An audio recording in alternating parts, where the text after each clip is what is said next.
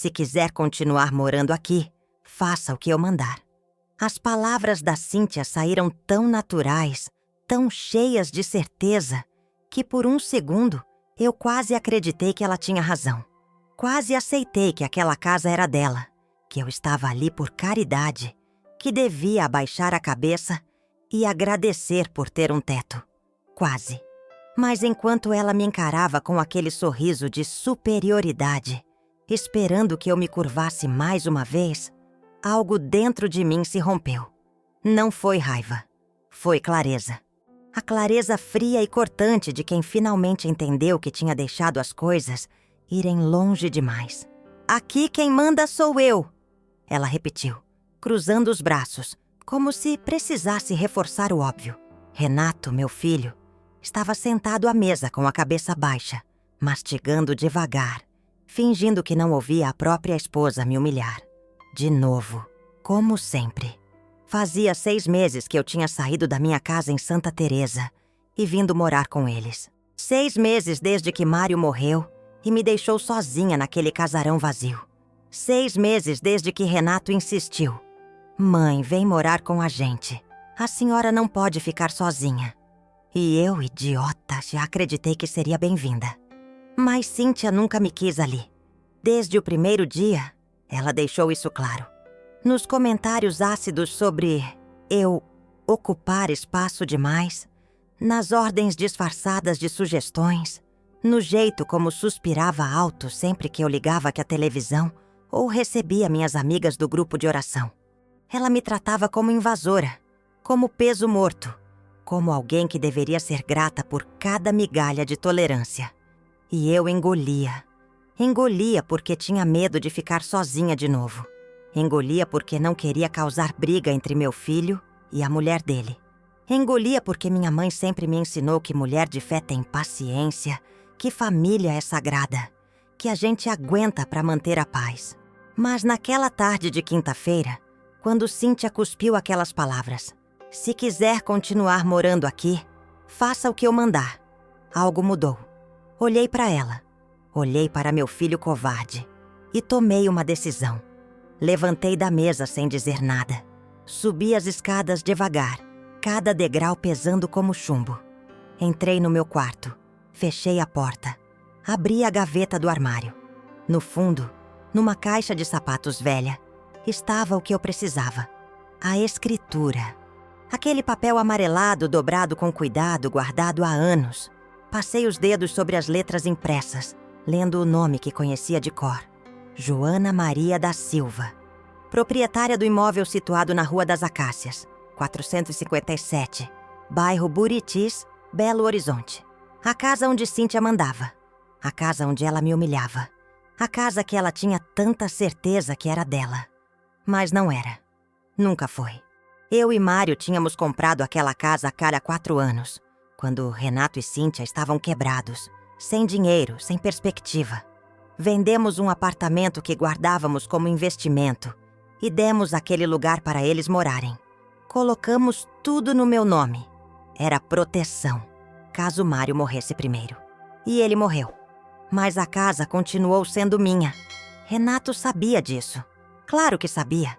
Ele assinou os papéis, viu tudo, mas nunca contou Paraná para a esposa.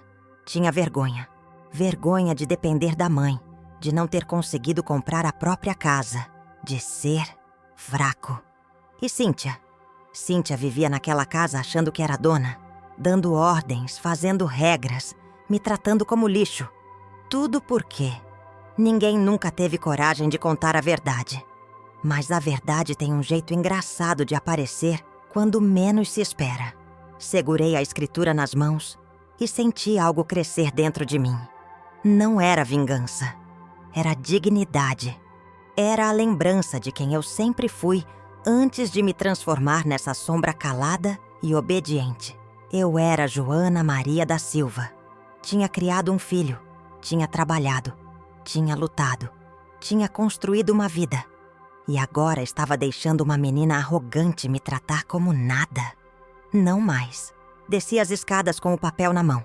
Cíntia estava na sala, mexendo no celular, as pernas cruzadas no sofá que ela achava que era dela. Coloquei a escritura sobre a mesinha de centro, bem na frente dela. Ela olhou confusa, pegou o papel, começou a ler, e eu vi. Vi o exato momento em que a ficha caiu, quando a cor sumiu do rosto dela, quando os olhos se arregalaram, quando as mãos começaram a tremer. O quê? O que é isso? Ela sussurrou, a voz falhando. A verdade, respondi, calma. Essa casa é minha, sempre foi. O silêncio que seguiu foi tão pesado que eu podia ouvir meu próprio coração batendo. Cíntia olhou para mim, depois para o papel, depois para Renato, que tinha aparecido na porta da cozinha com o rosto pálido como cera. Renato, ela começou, a voz trêmula. Isso é mentira, né? Fala que é mentira. Ele abaixou a cabeça, não disse nada. E aquele silêncio foi a confirmação que ela precisava. Você sabia? Ela gritou, levantando do sofá. Você sabia e nunca me contou? Lágrimas começaram a escorrer pelo rosto dela. Mas não eram lágrimas de tristeza. Eram de humilhação, de raiva, de quem acabou de perceber que passou meses pisando na pessoa errada. Vocês moram aqui porque eu deixei, eu disse. E cada palavra saiu firme, sem tremer. Eu dei essa casa para vocês, mas eu nunca deixei de ser a dona. E você, Cíntia, nunca foi. Ela abriu a boca, tentou falar, mas nenhum som saiu. Apenas ficou ali, parada, segurando a escritura como se fosse uma sentença de morte. Então, a partir de agora, continuei, dando um passo na direção dela. As coisas vão mudar. Ou você me trata com respeito, ou eu pego essa escritura, vou num advogado e tiro vocês daqui. A lei me dá esse direito. O que aconteceu depois daquele momento? As lágrimas, os gritos, os pedidos de desculpa desesperados, as conversas que quebraram e reconstruíram essa família. Tudo isso mudou para sempre quem nós éramos. Porque naquele dia, Cíntia descobriu que a casa nunca foi dela. E eu descobri que tinha passado tempo demais, aceitando migalhas quando merecia a mesa inteira. A pergunta é, será que ainda dá tempo de consertar o que foi quebrado? Ou algumas feridas são profundas demais para cicatrizar? Eu sempre achei que a velhice chegaria devagar, dando tempo para me acostumar com as rugas, com os cabelos brancos, com o corpo que dói quando chove. Mas a solidão, essa chegou de uma vez só, sem avisar, no dia em que Mário fechou os olhos e não acordou mais. Foi numa manhã de domingo, dessas que o sol entra forte pela janela do quarto e o cheiro de café fresco sobe da cozinha. Ele estava deitado ao meu lado, tranquilo, e quando estiquei o braço para acordá-lo, senti que o corpo dele estava frio demais, frio demais. Gritei, chamei por socorro, mas já era tarde. O médico disse que foi o coração. Um infarto fulminante, indolor, rápido. Ele não sofreu, disseram para me consolar. Mas eu sofri, sofro até hoje. Mário e eu morávamos num casarão antigo em Santa Teresa, um bairro de Belo Horizonte que parece parado no tempo. As ruas são de paralelepípedo. As casas têm portões de ferro e jardins cheios de jabuticabeiras. Nossa casa era amarela, com janelas azuis e uma varanda onde a gente passava as tardes tomando café e vendo o movimento. Não era luxuosa, mas era nossa. Cada canto daquela casa guardava uma lembrança. A marca de caneta na parede da sala, que Renato fez quando tinha 5 anos e achava que era artista. A rachadura no azulejo da cozinha, que nunca consertamos porque Mário dizia que dava charme. A rede na varanda onde ele dormia aos domingos depois do almoço, com a barriga cheia de feijoada e o rádio tocando baixinho. Depois que ele morreu, a casa ficou grande demais. Eu andava pelos cômodos e só ouvia o eco dos meus próprios passos. De noite, o silêncio era tão pesado que eu ligava a televisão só para ter uma voz de companhia. Minhas amigas do grupo de oração vinham me visitar. Traziam marmitas, rosários, palavras de conforto. Deus tem um plano, Joana, dizia Dona Lourdes, segurando minha mão com força. Você vai ver que isso tudo vai fazer sentido um dia. Eu queria acreditar, mas tinha dias que a fé parecia uma coisa distante, inalcançável, como se Deus tivesse esquecido de mim naquela casa amarela e silenciosa. Renato ligava todo dia, preocupado. Mãe, a senhora não pode ficar sozinha. Vem morar com a gente. Eu resistia. Não queria ser peso. Não queria incomodar. Mário sempre dizia que mãe tem que saber a hora de dar espaço para os filhos crescerem, de não grudar demais, de não virar aquela sogra intrometida que ninguém aguenta. Eu tentava seguir esse conselho, mesmo depois que ele se foi. Mas a solidão foi me consumindo aos poucos, como uma doença sem nome. Comecei a esquecer de comer, a dormir mal, a perder peso. Quando olhava no espelho, via uma mulher que não reconhecia.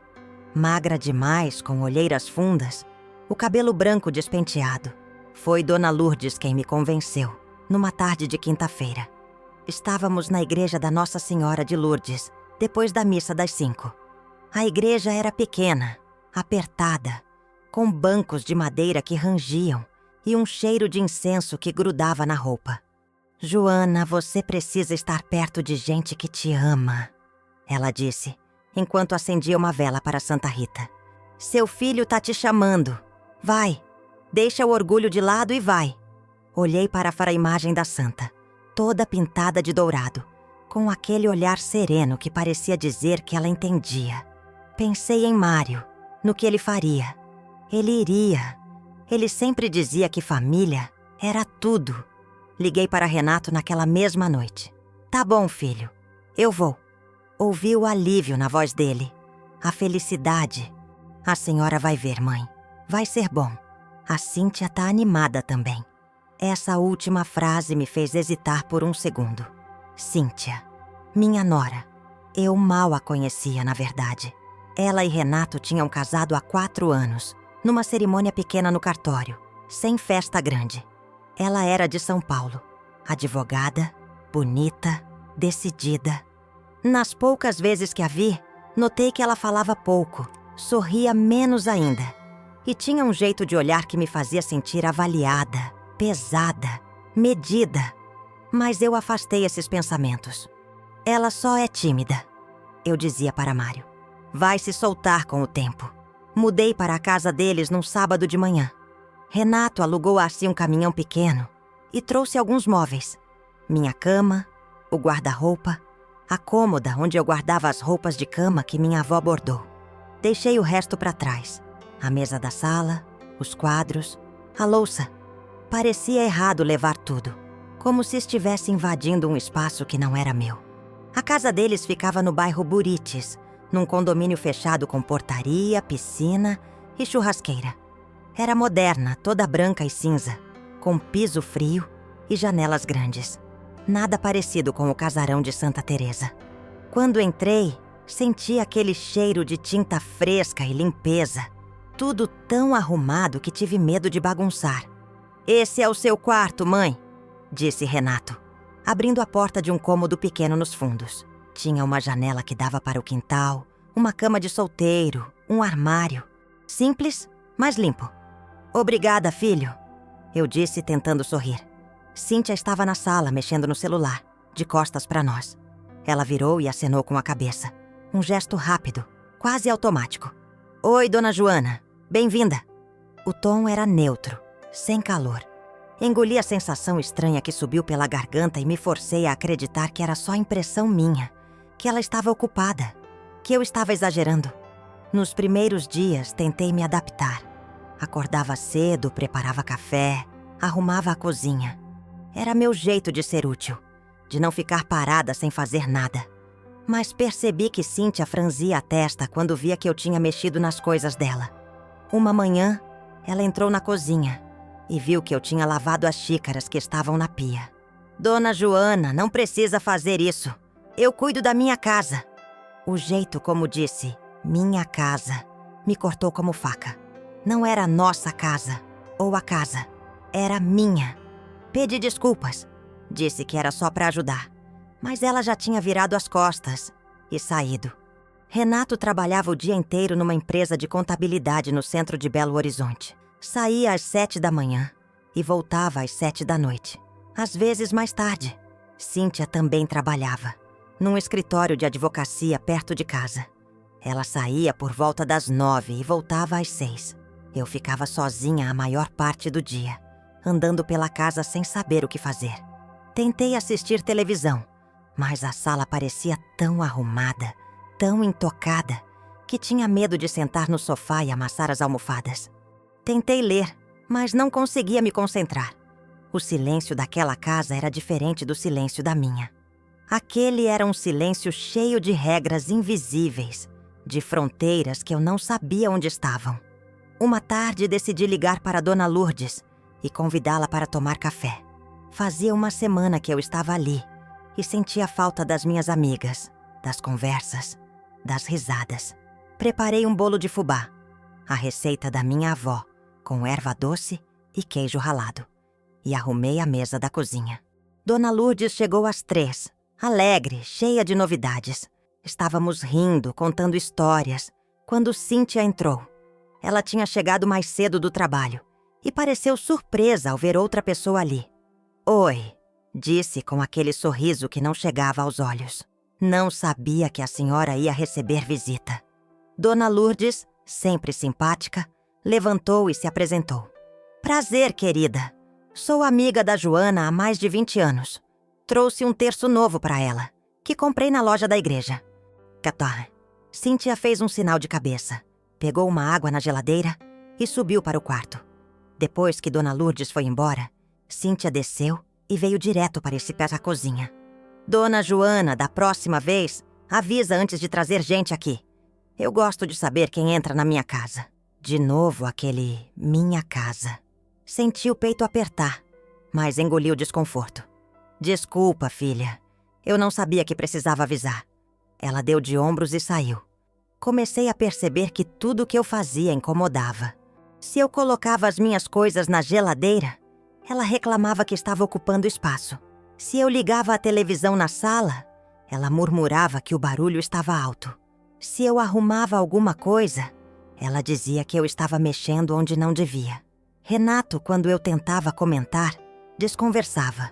«Ah, mãe, a Cíntia é assim mesmo. Ela é estressada com o trabalho. Não leva para o coração.» Mas como não levar? Como fingir que não doía ser tratada como invasora na própria casa do meu filho? As semanas foram passando e o comportamento de Cíntia foi ficando pior. Ela começou a dar ordens diretas. «Dona Joana, não usa esse copo. Esse é do Renato. Dona Joana, não entra no nosso quarto sem bater. Dona Joana, guarda essas coisas que a senhora deixou espalhadas na sala.» Eu obedecia, calada, sentindo um pedaço de mim se apagar a cada vez. À noite, quando estava sozinha no meu quarto, rezava. Pedia forças para aguentar, para não revidar, para não causar conflito. Minha mãe sempre dizia que mulher de fé não perde a compostura, que a paciência é uma virtude que Deus recompensa. Mas tinha noite que eu chorava, apertando o terço entre os dedos, perguntando a Deus por que Ele tinha me colocado naquela situação.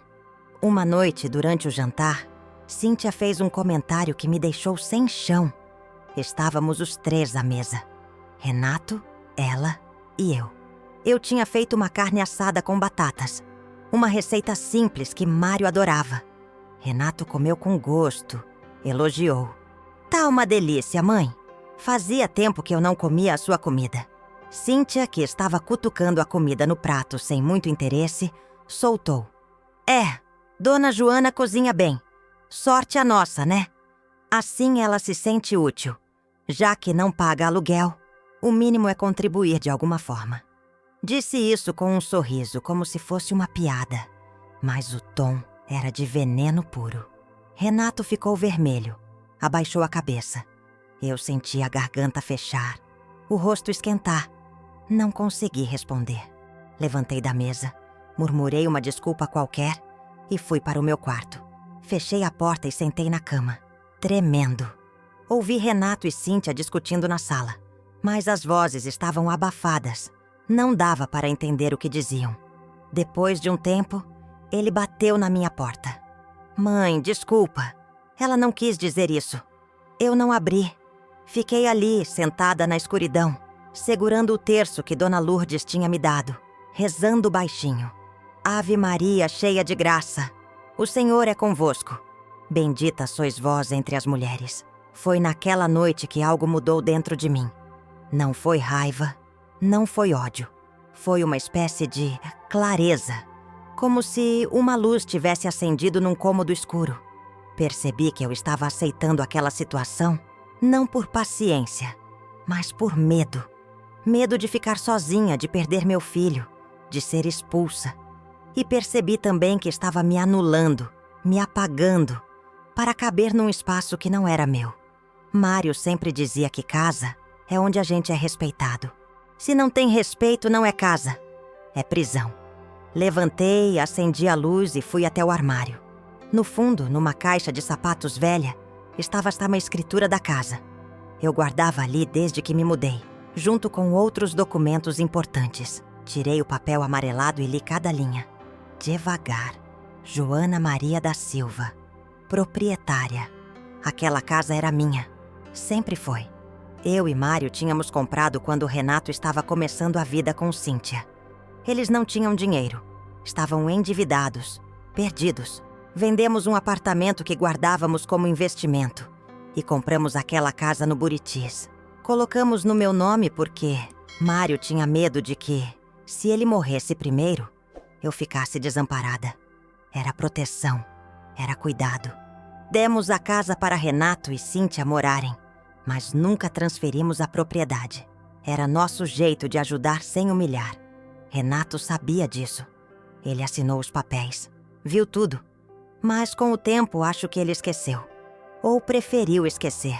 Tinha vergonha de contar para Cíntia que a casa não era deles, que moravam de favor, que dependiam da generosidade da sogra que ela tanto desprezava. E eu, boba que fui, nunca cobrei, nunca lembrei. Achei que não precisava. Achei que amor e gratidão eram coisas que vinham naturalmente. Segurei a escritura nas mãos e senti algo crescendo dentro de mim. Não era vingança, era dignidade. Era a lembrança de quem eu sempre fui antes de me transformar nessa sombra calada e obediente. Eu era Joana Maria da Silva. Tinha criado um filho sozinha enquanto Mário trabalhava dia e noite. Tinha bordado, cozinhado, limpado, economizado cada centavo para dar uma vida boa para minha família. Tinha aguentado perdas, dores, dificuldades, sempre de cabeça erguida. E agora estava deixando uma menina arrogante me tratar como menos do que nada? Guardei a escritura de volta na caixa e deitei. Mas não dormi. Fiquei olhando para o teto, pensando. Não sabia ainda o que ia fazer, mas sabia que alguma coisa precisava mudar. Não podia continuar assim. Não ia continuar assim. Mário sempre dizia que a gente ensina as pessoas a nos tratar pelo que aceita. E eu tinha aceitado demais. Na manhã seguinte, acordei cedo, antes de todo mundo. Fui para a cozinha e preparei o café. Coloquei pão na torradeira, tirei a manteiga da geladeira, esquentei o leite. Quando Cíntia desceu, ainda de pijama, bocejando, eu estava sentada à mesa, tomando meu café devagar. Ela pegou uma xícara e serviu, sem dizer bom dia, sem olhar para mim. Sentou do outro lado da mesa, mexendo no celular. Cíntia, eu disse com voz calma. Ela levantou os olhos, surpresa. Eu nunca puxava conversa. Precisamos conversar. Ela suspirou impaciente. Sobre o que, dona Joana? Respirei fundo. Sobre respeito. Ela ergueu uma sobrancelha como se tivesse ouvido uma piada. Respeito? Isso. Eu sei que você não gosta que eu esteja aqui. Eu percebo. Mas eu sou a mãe do Renato e mereço ser tratada com o mínimo de consideração.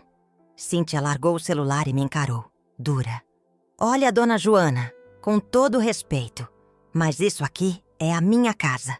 Eu trabalho, pago as contas, cuido de tudo. A senhora veio morar aqui porque o Renato insistiu, mas eu não pedi. E francamente a senhora atrapalha mais do que ajuda. Fica mexendo nas minhas coisas, invadindo meu espaço, trazendo gente aqui sem avisar. Se quiser continuar morando aqui, pelo menos respeite as regras. As palavras saíram rápidas, afiadas, certeiras. Cada frase era uma facada. Senti o sangue ferver, mas mantive a voz firme. Regras. Isso, regras. Não mexe nas minhas coisas. Não traz gente sem avisar. Não fica reclamando do jeito que eu toco a minha casa. Ela cruzou os braços, desafiadora. Eu a olhei nos olhos, quieta, medindo cada palavra antes de falar. Tinha uma frase pronta na ponta da língua. Essa casa é minha. Mas engoli. Ainda não era a hora. Ainda não. Tá bom, Cíntia, eu disse, levantando da mesa. Vou respeitar suas regras. Ela pareceu satisfeita, quase aliviada. Ótimo. Lavei minha xícara, guardei as coisas e subi para o meu quarto. Fechei a porta e fiquei ali, em pé, o coração batendo forte no peito. Não era hora de bater de frente. Não ainda. Mas o dia ia chegar. E quando chegasse, Cíntia ia descobrir que tinha subestimado a pessoa errada. Os dias seguintes foram um jogo de silêncios e olhares. Cíntia continuava com suas ordens, seus comentários ácidos, seu jeito de me fazer sentir pequena. Mas alguma coisa tinha mudado em mim. Eu não respondia mais, não me desculpava, não me encolhia. Apenas observava. Anotava mentalmente cada desrespeito, cada humilhação, cada vez que ela cruzava a linha. E esperava. Renato estava cada vez mais ausente. Começou a fazer hora extra no trabalho, a chegar tarde, a sair nos finais de semana para resolver coisas. Eu sabia que ele estava fugindo. Não tinha coragem de enfrentar a esposa nem de proteger a mãe. Meu filho sempre foi assim. Bom de coração, mas fraco de espírito. Mário costumava dizer que Renato tinha mais medo de conflito do que de injustiça. E estava certo. Uma tarde de terça-feira, Dona Lourdes me ligou. Joana, faz tempo que você não aparece no grupo de oração. Tá tudo bem? Hesitei. Queria desabafar, contar tudo, mas tinha vergonha. Vergonha de admitir que estava sendo tratada daquele jeito, na casa do próprio filho. Tá tudo sim, Lourdes. É que tô me adaptando ainda. Ela não acreditou. Conheço aquela mulher há mais de 20 anos. Ela sabe quando estou mentindo. Joana Maria, você vem aqui quinta-feira. Sem desculpa. A gente sente sua falta. Na quinta-feira pedi para Renato me levar até a igreja. Ele estava saindo para o trabalho e pareceu aliviado com o pedido. Qualquer coisa para me tirar de perto de Cíntia. Claro, mãe. Que horas quer que eu busque? Não precisa. Dona Lourdes me traz de volta. Cheguei na igreja às 14h. O grupo estava reunido na salinha dos fundos. Aquele espaço pequeno com cadeiras de plástico e um crucifixo na parede. Tinha umas 10 mulheres, a maioria da minha idade, ou mais velhas. Dona Lourdes me abraçou forte e aquele abraço quase me fez desmoronar. Sentamos em círculo e começamos a rezar o terço. Ave Maria, cheia de graça, o Senhor é convosco. As vozes se misturavam, baixinhas, numa melodia que me acalmava. Fechei os olhos e me deixei levar pelas palavras. Quando terminamos, Dona Neuza, a mais idosa do grupo, me olhou com aqueles olhos fundos e sábios. Joana, você tá com uma cara de quem precisa conversar. Tentei sorrir, negar, mas não consegui. As lágrimas vieram sem avisar. Contei tudo. A arrogância de Cíntia, as ordens, os desrespeitos, a sensação de ser invisível na própria família. As mulheres ouviram em silêncio, balançando a cabeça, suspirando. Quando terminei, Dona Neuza segurou minha mão. Filha, você tá deixando essa menina te pisar porque tem medo. Medo de perder seu filho. Medo de ficar sozinha. Mas você sabe o que a Bíblia diz? Não temas, porque eu sou contigo. Deus não te trouxe até aqui para você se humilhar. Te trouxe para você aprender a se defender. Dona Lourdes concordou. Joana, você sempre foi forte. Criou o Renato praticamente sozinha, enquanto Mário trabalhava. Aguentou tanta coisa. Não vai ser essa menina metida que vai te quebrar. As outras começaram a falar também. cada uma contando histórias parecidas. Noras difíceis, filhos omissos, situações que exigiram coragem. Você precisa colocar limite, Joana, disse Dona Amélia, uma senhora baixinha de óculos grossos. Senão ela vai te engolir inteira. Voltei para casa com o coração mais leve, mas também mais decidido. Elas tinham razão. Eu tinha me esquecido de quem era. Tinha deixado o medo me dominar, mas não mais. Quando entrei em casa, Cíntia estava na sala, assistindo televisão com o volume alto. Nem olhou para mim. Subi para o meu quarto, abri a gaveta e peguei a escritura de novo. Olhei para aquele papel como se fosse a primeira vez. Joana Maria da Silva, proprietária. Aquilo era mais do que um documento. Era a prova de que eu tinha valor, de que eu não estava ali por caridade. Naquela noite, durante o jantar, Cíntia estava especialmente irritada. Tinha tido um dia ruim no trabalho e estava descontando em tudo e em todos. Reclamou da comida que eu fiz. Um frango assado com quiabo, prato mineiro que Renato sempre adorou. Tá muito salgado, Dona Joana. Da próxima vez vai mais leve no sal. Renato, como sempre, ficou quieto, mastigando devagar, olhando para o prato. Eu respirei fundo e disse: calma. Se não gostou, você pode fazer a comida você mesma amanhã. O silêncio que caiu sobre a mesa foi ensurdecedor. Cíntia largou o garfo e me encarou, os olhos arregalados de surpresa. O quê? Você ouviu. Se não gosta do que eu faço, faz você mesma. Ela deu uma risada curta, sem humor. Que atrevimento, hein, Dona Joana? Tá ficando corajosa. Renato tentou intervir. Gente, vamos acalmar. Não, Renato.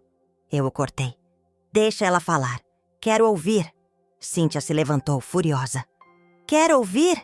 Então vou falar. Você tá aqui porque eu deixo. Eu podia ter dito não quando o Renato pediu para você vir morar aqui. Mas eu deixei, por pena. E olha como você retribui. Sendo respondona, inconveniente, intrometida. Se quiser continuar morando aqui, faça o que eu mandar.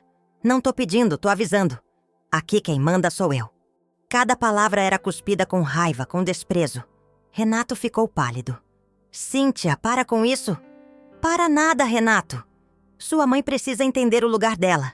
Isso aqui é a minha casa. Minha. Ela bateu a mão na mesa, fazendo os pratos pularem. Eu me levantei devagar, as pernas tremendo, mas a voz firme. Sua casa? Ela cruzou os braços, desafiadora. Isso mesmo. Minha casa. Meu nome nas contas. Meu dinheiro no aluguel.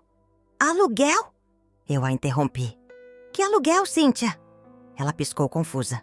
Como assim que aluguel? A gente paga o financiamento dessa casa. Vocês não pagam nada. Não tem financiamento.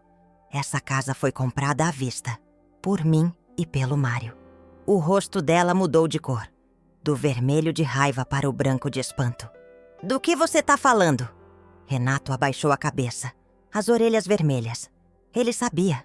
Claro que sabia. Fala, Renato. Eu disse, virando para meu filho. Conta para a sua esposa de quem é essa casa. Renato abriu a boca, fechou, abriu de novo. Mãe, não precisa... Precisa sim, conta. Ele engoliu seco, evitando o olhar de Cíntia. A casa é da minha mãe. Cíntia deu um passo para trás como se tivesse levado um soco. O quê? Meu pai e minha mãe compraram essa casa há 4 anos e colocaram no nome dela. A gente mora aqui, mas... A dona é ela. O silêncio que seguiu foi tão pesado que senti o ar ficar denso. Cíntia olhou para Renato, depois para mim, depois de volta para Renato. Você tá mentindo. Não tô. Você tá mentindo. Você nunca me contou isso. Nunca. A voz dela subiu, estridente, histérica. Por que você nunca me contou? Renato não respondeu. Apenas olhou para o chão, envergonhado, pequeno. Cíntia se virou para mim, os olhos brilhando de lágrimas de raiva. Você tá inventando isso para me humilhar. Não é verdade. Não é. Eu mantive a calma, mesmo com o coração batendo descompassado. Quer ver o documento? Ela hesitou, mas depois assentiu. desafiadora. Subi para o meu quarto, peguei a escritura na gaveta e voltei para a cozinha. Coloquei o papel na mesa, na frente dela. Cíntia pegou com as mãos tremendo. Li por cima dela as palavras que eu já conhecia de cor. Joana Maria da Silva, brasileira, viúva, residente e domiciliada em Belo Horizonte. Proprietária do imóvel situado na Rua das Acácias, 457, bairro Buritis. Ela leu uma vez, 2, 3. Vi quando a ficha caiu, quando a realidade bateu de frente com a arrogância. Ela levantou os olhos para mim e não havia mais desafio ali. Só choque, só medo. Você morou aqui sabendo disso? Sabendo que era dona e não falou nada? A voz saiu fraca, trêmula. Falei agora, respondi simples. Por quê? Por que não falou antes? Sentei na cadeira, cansada de repente. Porque eu não achei que precisava. Achei que seria bem tratada. Achei que meu filho ia me defender. Achei que respeito era uma coisa natural entre família. Mas eu me enganei. Cíntia sentou também, lentamente, como se as pernas não aguentassem mais. Ela olhou para Renato, que continuava de cabeça baixa. Por que você não me contou? Ele encolheu os ombros, patético. Eu tinha vergonha. Vergonha de quê? De depender da minha mãe, de não conseguir comprar a própria casa, de ser fraco. A palavra saiu num sussurro, mas ecoou na cozinha como um grito. Cíntia passou as mãos no rosto, despenteando o cabelo. Ela estava desmoronando na minha frente. Parte de mim sentia pena. Outra parte, a parte que tinha sido humilhada e desrespeitada durante meses, sentia uma satisfação amarga. Então a gente mora de favor? É isso? A gente é. É sem teto sendo abrigado pela sogra caridosa? Não é assim, disse Renato tentando amenizar.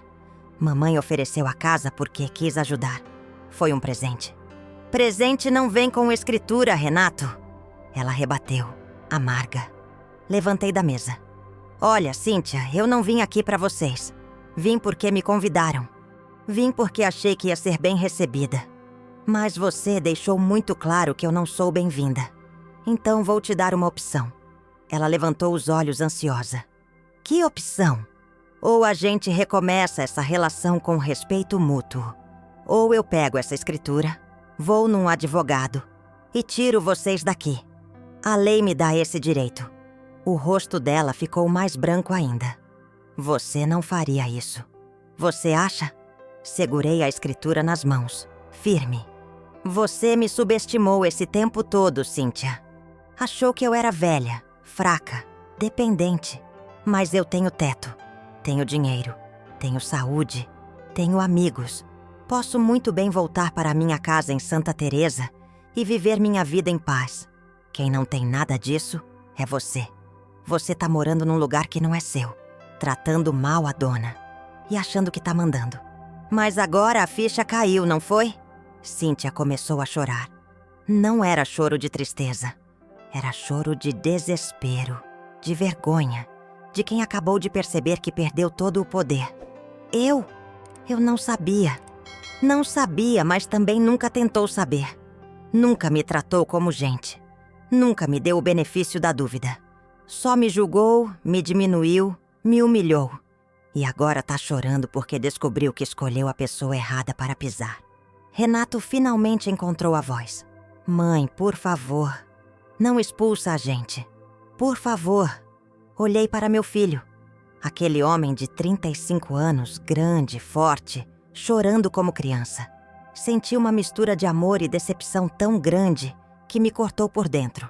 Renato, eu não vou expulsar vocês, mas as coisas vão mudar. A Cíntia vai me tratar com respeito. Você vai parar de fingir que não vê o que acontece. E eu vou parar de me anular para não incomodar. Essa é a minha casa. Sempre foi. E vou ser tratada como dona. Peguei a escritura, subi para o meu quarto e tranquei a porta. Sentei na cama, o papel ainda nas mãos, e deixei as lágrimas correrem. Não eram lágrimas de tristeza, eram de alívio, de libertação. Tinha levado meses para encontrar minha voz de novo, para lembrar que eu tinha direitos que eu merecia dignidade. E agora que tinha encontrado, não ia deixar ninguém tirar de mim. Nunca mais. Lá embaixo ouvi Cíntia e Renato discutindo. As vozes subiam e desciam, abafadas pelas paredes. Parte de mim queria descer, mediar, apaziguar. Mas não. Eles precisavam resolver aquilo sozinhos.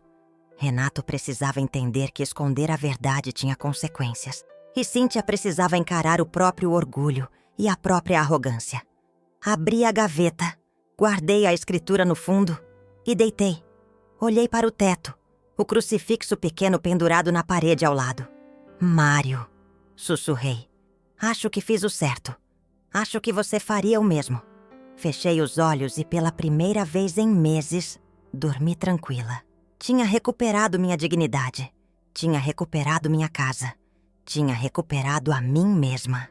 Na manhã seguinte, acordei com o cheiro de café fresco. Estranhei. Desci devagar e encontrei Cíntia na cozinha, preparando o café da manhã. Ela estava com os olhos inchados de tanto chorar, o cabelo preso num coque desleixado.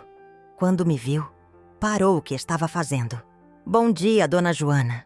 A voz estava diferente, sem arrogância, sem veneno, apenas cansada. Bom dia.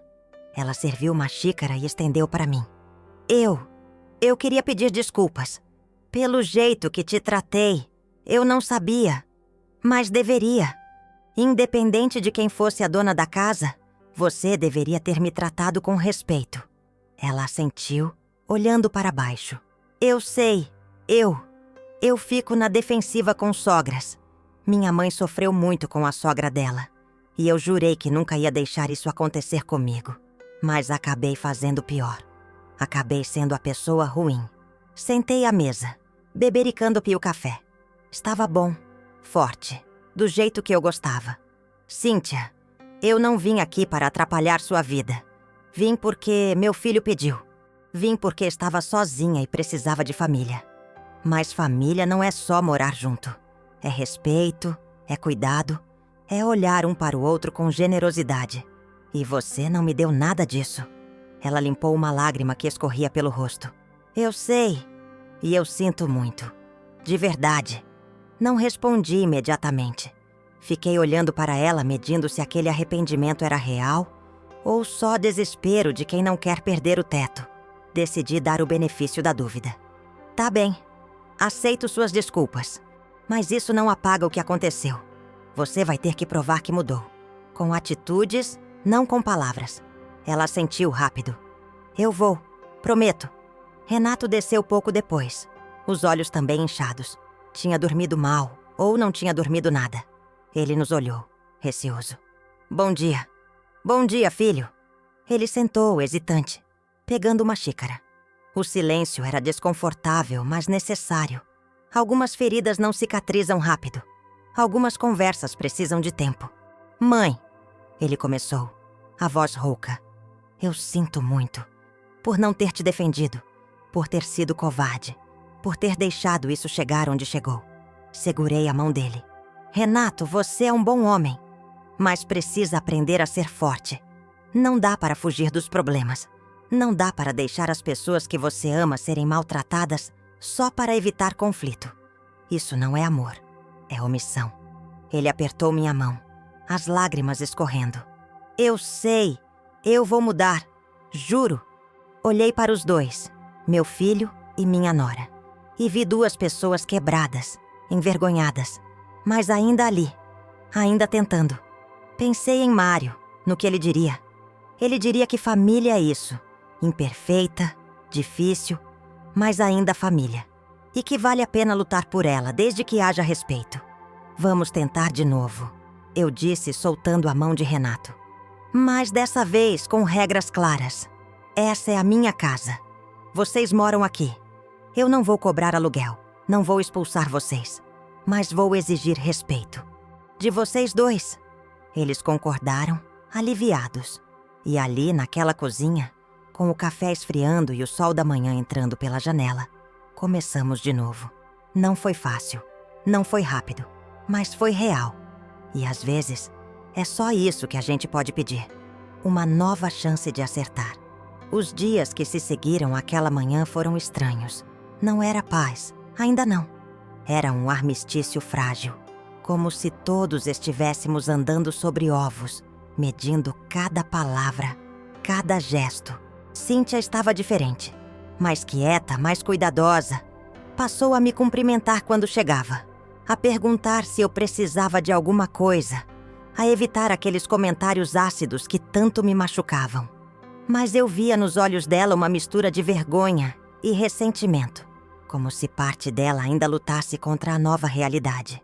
Renato, por sua vez, estava mais presente. Chegava mais cedo do trabalho, sentava comigo na varanda, perguntava sobre meu dia. Conversávamos sobre coisas pequenas. O tempo, as notícias, as lembranças de quando ele era criança. Ele nunca mencionava diretamente o que tinha acontecido, mas eu sentia que estava tentando se redimir, tentando ser o filho que deveria ter sido desde o começo. Aceitei aquele esforço, mas sem ilusões. Sabia que mudança real leva tempo. Uma tarde, Dona Lourdes apareceu de surpresa, com uma sacola cheia de pães de queijo, ainda quentes. Vim ver como você tá, Joana. E vim trazer sustância. Rimos. Preparei um café fresco e sentamos na varanda. Aquele espaço que eu tinha começado a reivindicar como meu. Contei tudo o que tinha acontecido. A revelação da escritura. O confronto. As mudanças sutis que eu estava vendo. Ela me ouviu com aquele jeito atento que só as amigas antigas têm. "E como você tá se sentindo?" perguntou, mordendo um pedaço de pão de queijo. Pensei antes de responder.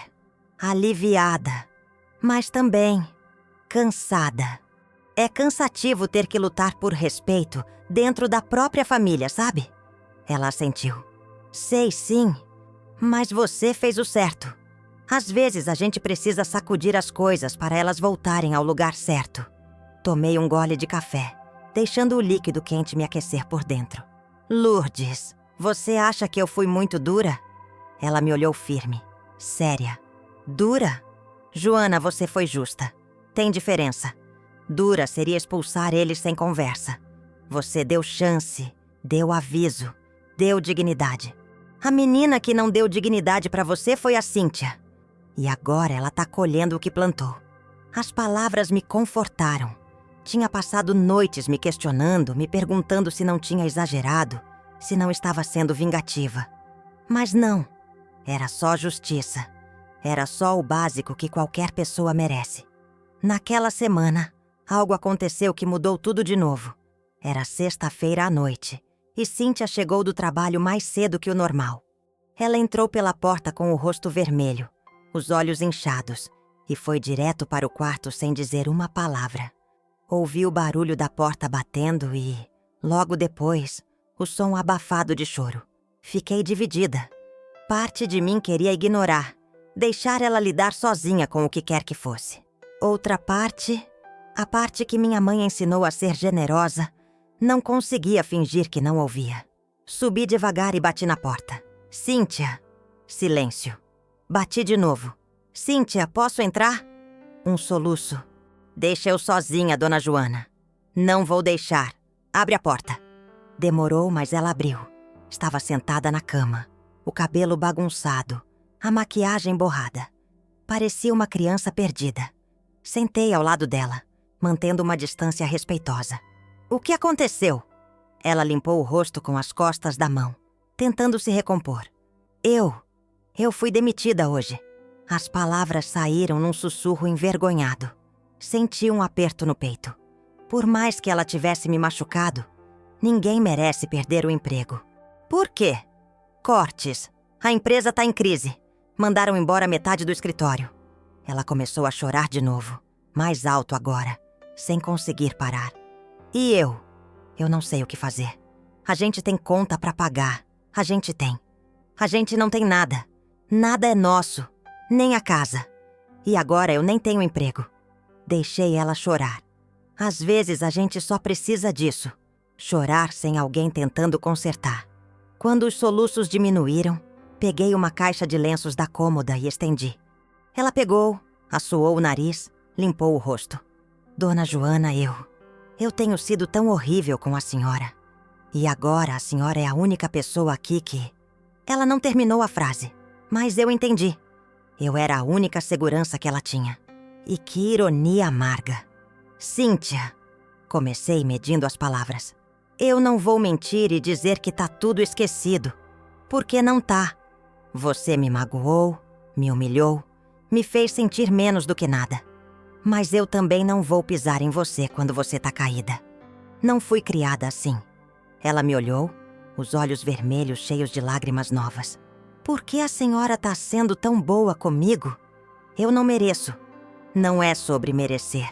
É sobre ser gente. É sobre fazer o certo mesmo quando a outra pessoa fez errado. Ela balançou a cabeça como se não conseguisse entender. Minha sogra sempre foi ruim com minha mãe. Sempre. E eu jurei que nunca ia ser boa com sogra, porque achei que todas eram iguais. Mas eu errei. A senhora não é como ela. E eu fui pior do que ela jamais foi.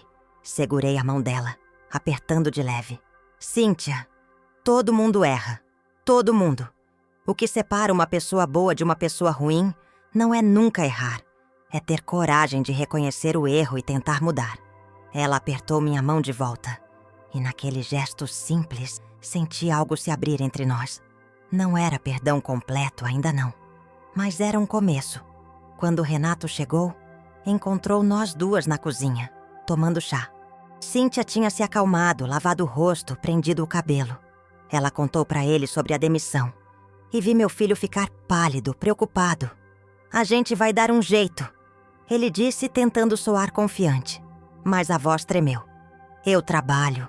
A gente vai economizar. Você vai arrumar outro emprego logo. Mas os dois sabiam que não seria fácil. Mercado de trabalho estava difícil, especialmente para advogados. Naquela noite, depois que eles foram dormir, fiquei na varanda olhando para o céu. As estrelas brilhavam forte, sem nuvens para atrapalhar. Pensei em Mário, em como ele lidaria com aquela situação. Ele sempre foi mais maleável que eu, mais disposto a perdoar rápido. Joana, ele diria, a menina tá quebrada, agora é hora de ser mãe. E ele estava certo, mesmo não estando mais aqui para dizer. Nos dias seguintes, Cíntia ficou em casa, enviando currículos, ligando para contatos, tentando se reerguer. Eu a via às vezes sentada na sala, o computador no colo, a expressão cansada. Uma tarde, ela veio até a cozinha onde eu estava preparando um bolo de milho. Dona Joana, a senhora pode me ensinar a fazer isso? Olhei para ela surpresa. O quê? O bolo. Eu nunca aprendi a cozinhar direito. Minha mãe trabalhava o dia todo e a gente comia comida pronta. E eu sempre achei que não precisava aprender. Mas agora eu quero. Quero aprender as coisas que a senhora sabe. Senti algo se mexer dentro do meu peito. Aquilo não era sobre bolo. Era sobre conexão. Sobre tentar construir uma ponte sobre o abismo que existia entre nós. Claro, vem cá. Ela se aproximou, hesitante, e comecei a ensinar. Como peneirar a farinha, como dosar o açúcar, como saber quando a massa está no ponto. Trabalhamos lado a lado, em silêncio na maior parte do tempo. Mas era um silêncio confortável. Quando o bolo saiu do forno, dourado e cheiroso, ela sorriu. Um sorriso genuíno, sem máscaras. Ficou bom? Perguntou ansiosa. Cortei um pedaço ainda quente e provei. Ficou ótimo. Ela pegou um pedaço também, mordeu e seus olhos se encheram de lágrimas de novo. Desculpa, é que minha mãe fazia um bolo parecido quando eu era pequena. Eu tinha esquecido. Sentei ao lado dela. Cíntia, de onde vem essa raiva toda que você carrega? Ela suspirou, limpando os olhos. Não sei, acho que passei tanto tempo tentando provar que era forte, que era independente, que esqueci de ser humana. Esqueci de ser boa. Você pode ser forte e boa ao mesmo tempo. Não precisa escolher. Ela assentiu, refletindo. A senhora é assim, forte e boa. Dei uma risada baixa. Ah, filha, tem dia que eu não me sinto forte coisa nenhuma. mas a gente faz o melhor que consegue. Ficamos ali, comendo bolo, conversando sobre coisas pequenas. Infância, família, medo. Foi a primeira conversa de verdade que tivemos. Sem hostilidade, sem defesas. Apenas duas mulheres tentando se entender. A partir daquele dia, as coisas começaram a mudar de verdade. Cíntia passou a me ajudar na cozinha. Não porque era obrigada, mas porque queria. Renato também ficou mais presente, mais atento.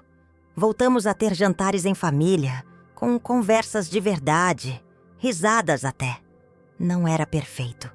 Ainda tinha momentos de tensão, de silêncios desconfortáveis. Mas era muito melhor do que antes. 3 semanas depois da demissão, Cíntia recebeu uma proposta de emprego. Era numa empresa menor, com salário menor, mas era um recomeço. Ela aceitou na hora e comemorou como se tivesse ganhado na loteria. Naquela noite, ela preparou o jantar. Lasanha, usando uma receita que eu tinha ensinado. E brindamos com suco de uva. Aos recomeços, disse Renato erguendo-a o copo. Aos recomeços, repetimos. Um sábado, uns 2 meses depois de tudo que tinha acontecido, Cíntia me chamou para conversarmos na varanda. O sol estava se pondo, pintando o céu de laranja e rosa. Ela estava nervosa, torcendo as mãos no colo. Dona Joana, eu queria falar sobre a casa. Meu coração apertou. Será que ela ia pedir para eu transferir a escritura? Será que tudo aquilo tinha sido manipulação? O Renato e eu conversamos muito. E a gente quer comprar a casa da senhora. Pagar direitinho, com as nossas economias. A gente vai demorar um tempo para juntar tudo, mas a gente quer fazer certo. Quer que a casa seja nossa de verdade, não de favor. Fiquei em silêncio processando. Por quê? Porque a senhora tá certa. A gente precisa ter o nosso. E a gente precisa conquistar as coisas com o próprio esforço. Não dá para ficar dependendo da generosidade dos outros para sempre. Olhei para ela. Aquela mulher que tinha me feito sofrer tanto, mas que agora estava tentando crescer, tentando ser melhor. Quanto vocês têm guardado? Ainda não é muito, mas a gente vai poupar todo mês. E se a senhora aceitar, a gente pode fazer tipo um contrato, ir pagando aos poucos. Pensei em Mário, no que ele diria. Ele diria que estava certo, que era hora de deixar eles caminharem sozinhos. Tá bom, vamos fazer assim. Vocês juntam o dinheiro sem pressa. Quando tiver o valor total, a gente transfere a escritura. Mas enquanto isso, vocês moram aqui tranquilos, sem cobrança, sem pressão. Cíntia me abraçou, apertado, e eu senti as lágrimas dela molharem meu ombro. Obrigada. Obrigada por não ter desistido da gente. Retribuí o abraço, finalmente sentindo que aquela casa tinha virado um lar de verdade. Nos meses que se seguiram, a relação entre nós 3 foi se fortalecendo. Cíntia estava mais leve, mais aberta. Renato, mais confiante, mais firme. E eu, finalmente, sentia que tinha meu lugar respeitado. Voltei a frequentar o grupo de oração. Trouxe Cíntia comigo algumas vezes. Ela resistiu no começo, mas depois se abriu. Dona Lourdes e as outras a receberam com carinho, sem julgamento. E eu vi ela se emocionar quando rezamos juntas. Uma noite, deitada na minha cama, olhei para o crucifixo na parede. Mário, eu acho que a gente conseguiu. Acho que a família tá inteira de novo. Do jeito que você sempre quis. Fechei os olhos e senti uma paz que não sentia há muito tempo. Não era perfeição. Nunca seria. Mas era real. E às vezes, o real é mais bonito que o perfeito. Passaram-se quase 2 anos. Cíntia e Renato continuaram poupando, mês após mês, com disciplina que me orgulhava. Eu os via fazendo planos, sonhando com o futuro, trabalhando juntos. A relação entre nós tinha se transformado em algo que eu nunca imaginei ser possível. Respeito mútuo, afeto genuíno, cumplicidade. Cíntia me chamava para assistir séries com ela. Renato me levava para passear nos domingos. Cozinhávamos juntas, ríamos juntas. Numa manhã de domingo, quase 2 anos depois daquela revelação da escritura, Renato e Cíntia me chamaram para uma conversa séria. Sentamos na mesa da cozinha, a mesma onde tudo tinha explodido. Mãe, começou Renato segurando a mão de Cíntia. A gente conseguiu! A gente juntou o dinheiro. Meu coração disparou. Tudo!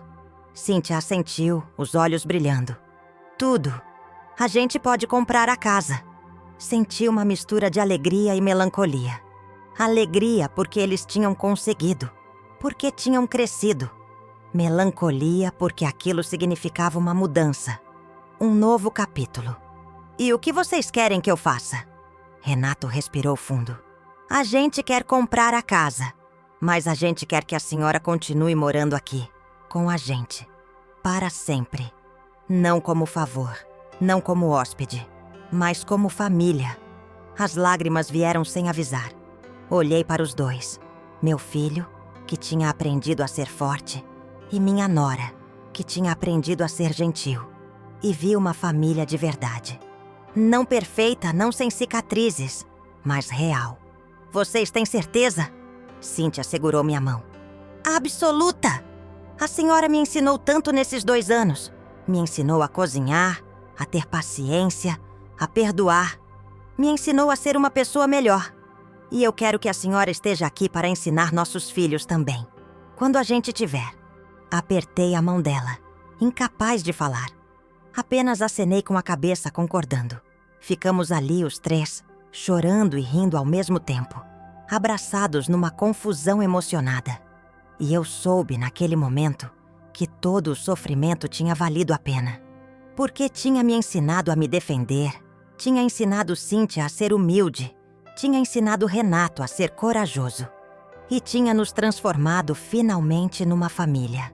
Semanas depois fomos até o cartório. Assinei a escritura de venda. Passei a casa oficialmente para o nome dos dois. Quando saímos com os documentos nas mãos, Cíntia me abraçou forte.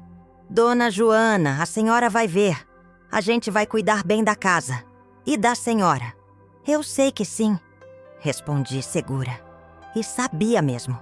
Voltamos para casa. Não mais minha casa, mas nossa casa.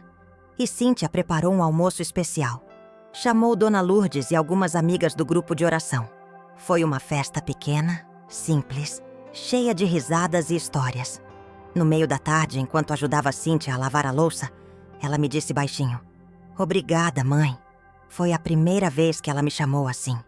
Não Dona Joana, mas mãe. Senti o coração quente, cheio. De nada, filha, respondi. E pela primeira vez, aquela palavra, filha, saiu naturalmente, sem peso, sem mágoa. Ela sorriu. E continuamos lavando louça lado a lado, no silêncio confortável de quem entende que família não é perfeita, mas vale a pena lutar por ela. Naquela noite, sentei na varanda, sozinha, olhando as estrelas. Pensei em tudo que tinha acontecido. A solidão depois da morte de Mário. A humilhação nas mãos de Cíntia. A coragem de mostrar a escritura. A longa jornada de reconstrução. Tinha sido difícil, doloroso, cansativo, mas tinha sido necessário, porque tinha me ensinado que respeito não é presente, é direito, e que perdão não é fraqueza, é força. Mário, sussurrei para o céu. A gente conseguiu criar uma família boa. Não perfeita, mas boa. E eu acho que isso é o melhor que alguém pode pedir. Uma brisa suave passou, balançando as folhas da jabuticabeira no quintal. E eu escolhi acreditar que era ele, concordando. Sorri, limpei uma lágrima que escorria e levantei. Tinha bolo de fubá esperando na cozinha. E amanhã Cíntia queria aprender a fazer pão de queijo. A vida continuava. E finalmente eu estava em paz. Aprendi naqueles anos todos que paciência tem limite, mas misericórdia não precisa ter. Que ser mãe não é se anular, mas também não é desistir. Que as pessoas podem mudar quando há espaço para isso, quando há consequências claras, mas também há graça. E que uma casa só vira lar quando tem respeito, quando tem verdade, quando tem amor que não tem medo de ser firme. A escritura estava no nome deles agora. Mas o lar que construímos juntos, esse pertencia a todos nós. E nenhum papel, nenhum documento poderia tirar isso da gente. Porque família, no final das contas, não é sobre paredes e tetos. É sobre pessoas dispostas a recomeçar, a perdoar, a crescer juntas, mesmo quando dói. Especialmente quando dói. E toda vez que Cíntia me chamava de mãe, toda vez que Renato me abraçava sem pressa, toda vez que sentávamos juntos à mesa, eu agradecia. Agradecia por ter tido coragem de não aceitar o inaceitável. Agradecia por ter dado a eles a chance de serem melhores. E agradecia por ter aprendido que, às vezes, o maior ato de amor é dizer não. Não à humilhação. Não ao desrespeito. Não à própria anulação. Porque só assim, do outro lado da dor, a gente encontra o que realmente importa. Dignidade, verdade e uma família que finalmente aprendeu o significado de lar. Se quiser continuar morando aqui, faça o que eu mandar, disse minha nora com arrogância. Mal sabia ela que aquela casa estava registrada apenas no meu nome. Quando acordou e viu a escritura em meu nome, quase desmaiou.